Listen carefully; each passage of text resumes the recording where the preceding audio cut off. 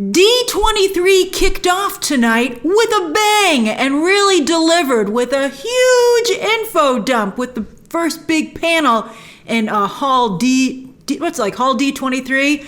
Pure ripoff of Hall H. But who cares? Because again, it delivers. In fact, there was so much information this evening that even though it was all one panel, I'm going to cover Disney live action in this video and then Disney animation and Pixar in a separate video, which will go up later tonight. They'll both be up tonight. Now, if you want to see my reactions to the Little Mermaid teaser and Hocus Pocus 2's first full trailer, links are below. I tried to react to Disenchanted, but there was an issue, so hopefully I'll be able to upload that video. It's all edited and ready to go at a later date. Okay, I'm gonna list these in order of awesomeness. But of course, The Little Mermaid is the most awesome, but she got her whole own video. Hocus Pocus 2? That and Disenchanted, I'd actually probably put at the bottom. Spoilers for my Disenchanted reaction. All right, so I think after The Little Mermaid, I think that what really generated a lot of heat this evening was the reveal of the Lion King prequel's title, Mufasa. Oh, it got people very excited, as it's a much cooler title than The Lion King 1.5. As Timon would say, marketing. And like that animated sequel/prequel, Timon and Pumbaa are back, with Billy Eichner and Seth Rogen returning. I thought they did a great job. In fact, I wanted more of them in the original, not the original, but the live, it was actually all CGI animation. But the 2019 one, which made $1 billion. But I wanted more of them in that movie, so I'm glad they're returning. Although instead of telling their origin story, the origin story of their friendship, like that, 1.5 animated movie, instead, they and Rafiki are going to tell us the story of Mufasa's rise to power. And get this, it turns out that he wasn't born into royalty, no sir. He was an orphan, because it's Disney, so of course he was. And not only was he an orphan, but he earned his throne. Now, I don't think that's how royalty works, and I don't know if the other lions, I guess royal families have to start somewhere, but you'd think they'd keep choosing new leaders. And also, it really, really makes it all the more dramatic when Simba just throws it all away, considering he's only second generation royal, and this royal family has just gotten started. You wouldn't think the other lions, the rest of the pride, would have been so devastated when he left, because they'd be like, all right, who else around here is cool? All right, I mean, like Scar, like who is he? He's not like this prince when he grew up. He's a recent guy. I mean, I wouldn't think it wouldn't be as ingrained as if it had been like a royal family with a lot of history. I don't know how I feel about this choice, but I'm excited to find out when the movie comes out. So, much stronger choice, I think. I think it's certainly more compelling, seems theater-worthy. Oscar winner Barry Jenkins is directing. I think he has a tremendous track record. And Jeff Nathanson is returning to script. He didn't really do much the first time around because he just kind of rewrote the other movie. And his track record, I'd say, is okay. But there are some good parts, so maybe this will be another one. You know what I'm concerned about, though? I didn't hear anything about the music tonight. A little birdie, by the way, told me that the current head of Disney Films does not like musicals, which explains Mulan and almost all the music being taken out of Pinocchio. What? Good thing Lin-Manuel Miranda saved The Little Mermaid. That's crazy to me. I mean, to do a Lion King story without music would be stupid, so I hope that announcement is still forthcoming.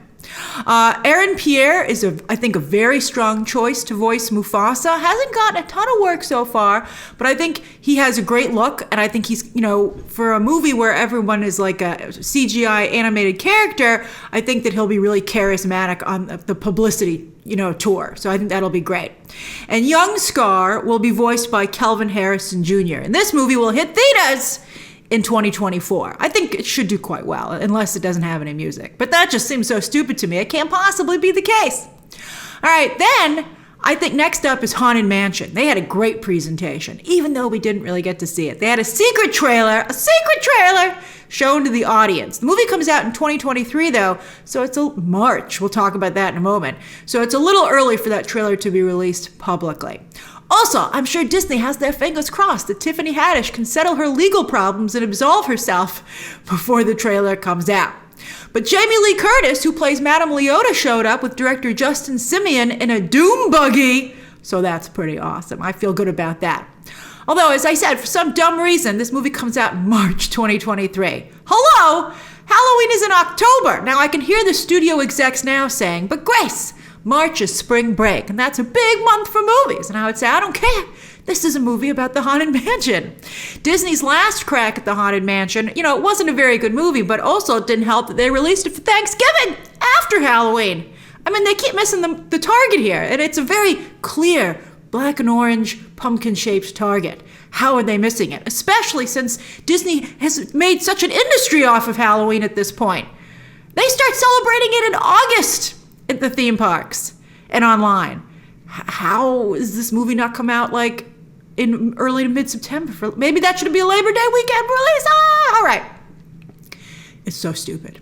All right, then Rachel Zegler Gal Gadot showed up to promote Snow White with the same haircut. Awkward, or maybe it wasn't, but that's her stepmother, the evil queen. So yeah, it's her stepmother. Yeah. So I mean, maybe they should have done a joke about it where Gal Gadot was like, I saw what Rachel Zegler was, how she was styling her hair tonight, and I did it better. That'd be great.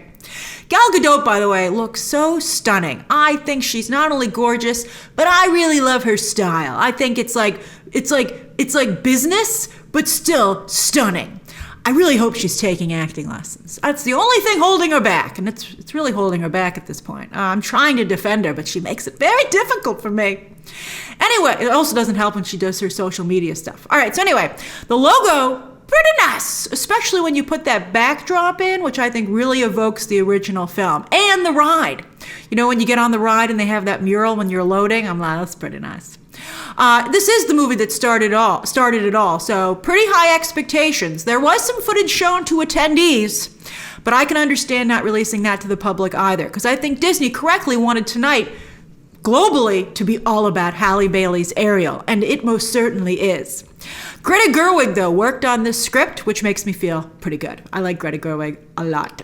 And Disney announced this movie will hit theaters in 2024. So Little Mermaid 2023, Snow White 2024. Whew, we're getting pretty far out here. These movies better be good with so much post-production. Finally, we only got a poster for Disney Plus's Peter Pan and Wendy, but since it's now coming out in 2023, it makes sense, again, that the trailer was only shown for attendees. The poster, I think, strikes all the right notes for a Peter Pan teaser poster, although I'm scared they're going to suck all the color out of this movie, and it's a very colorful original film. But, the director, he has a muted palette, and I'm nervous about it.